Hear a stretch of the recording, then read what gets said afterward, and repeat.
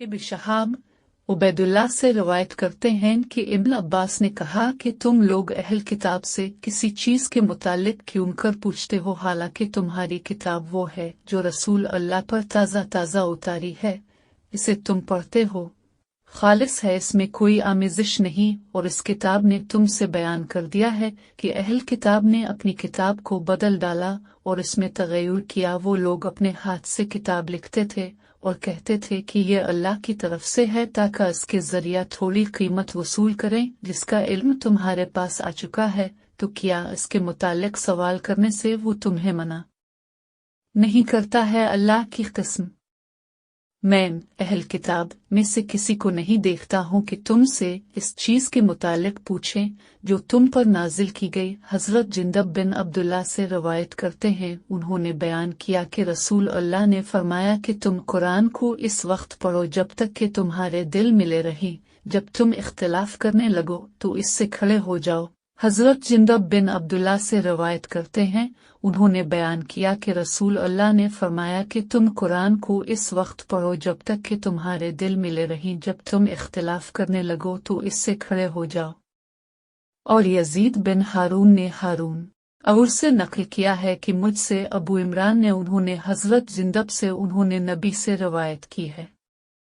हज़रत इब्न अब्बास से रवायत करते हैं, उन्होंने बयान किया कि जब नबी की वफ़ात का वक्त करीब आया तो इस वक्त घर में बहुत से लोग जमा थे, जिनमें हज़रत उमर बन खिताब भी थे। अपने फरमाया कि लिखने का सामान लाओ, मैं तुम्हारे लिए तहरीर लिख दूं जिसके बाद तुम कभी गुमराह ना होगे। हज़रत उमर ने कहा कि नबी पर तकलीफ की शिद्दत है और तुम लोगों के पास कुरान है और हमारे लिए अल्लाह की किताब ही काफ़ी है। घर वालों में इख्तिलाफ हो गया और ये लोग झगड़ने लगे, कोई कहता कि लिखने का सामान लाओ ताकि रसूल अल्लाह तुम्हारे लिए तहरीर लिख दे जिसके बाद तुम कभी गुमराह ना होगे, और बाज वही कहते जो हज़रत उमर कह रहे थे। जब शोर गुल और इख्तिलाफ नबी के सामने ज्यादा होने लगा तो अपने फरमाया कि मेरे पास से उठ जाओ।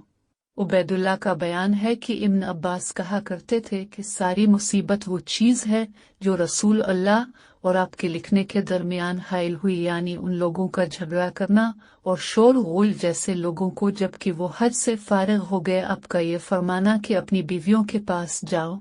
जाबिर ने कहा, अपने सोबत को उन लोगों पर फर्ज नहीं किया बल्कि इन लोगों के लिए हलाल कर दिया। और इमतिया ने कहा कि हम औरतों को जनाजे के पीछे जाने से मना किया गया लेकिन हराम नहीं किया गया। इब्न जर्ज अता से रवायत करते हैं, मैंने जाबिर बिन अब्दुल्ला को कहते हुए सुना कि और इस वक्त उनके साथ कुछ लोग और भी थे। उन्होंने कहा कि हम रसूल अल्लाह के सहाबा ने हज का एहराम बांधा, उसके साथ उम्रे की नियत न की थी। अता का बयान ये कि जाबिर ने कहा, नबी ज़ी अल-हिज्जा की 4 तारीख को मदीना तशरीफ लाए। जब हम लोग आए तो अपने हमें हुक्म दिया कि एहराम खोल दें और फरमाया कि एहराम खोल डालो और बीवियों के पास जाओ। अता का बयान है कि हज़रत जाबिर ने कहा कि आपने उन लोगों पर फर्ज नहीं किया बल्कि औरतें मर्दों के लिए हलाल कर दी गई।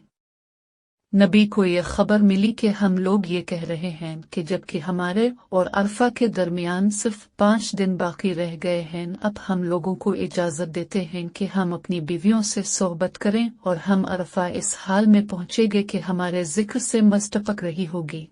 अता का बयान है कि जाबिर ने अपने हाथ से इशारा करके इसको हिलाते हुए कहा कि ये सुनकर अब खड़े हुए और फरमाया कि तुम जानते हो कि मैं अल्लाह से तुम में से सबसे ज्यादा डरने वाला हूँ, ज्यादा सच्चा और ज्यादा नेकूकार हूँ। अगर मेरे पास कुर्बानी का जानवर न होता तो मैं एहराम खोल देता जैसा कि तुम खोल रहे हो, लिहाजा तुम एहराम खोल डालो। अगर मुझे पहले से वो मालूम होता जो बाद में मालूम हुआ तो मैं कुर्बानी का जानवर न लाता। चनाचा हमने एहराम खोल दिया और हमने सुना और इताअत